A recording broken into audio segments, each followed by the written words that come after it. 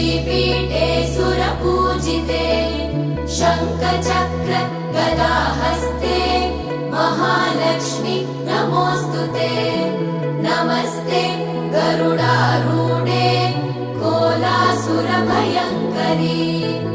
सर्वपाप हरे देवी महालक्ष्मी नमोऽस्तुते महादेव्यै च विद्महे विष्णुपत्नी च धीमहि तन्नो लक्ष्मी प्रचोदयात्।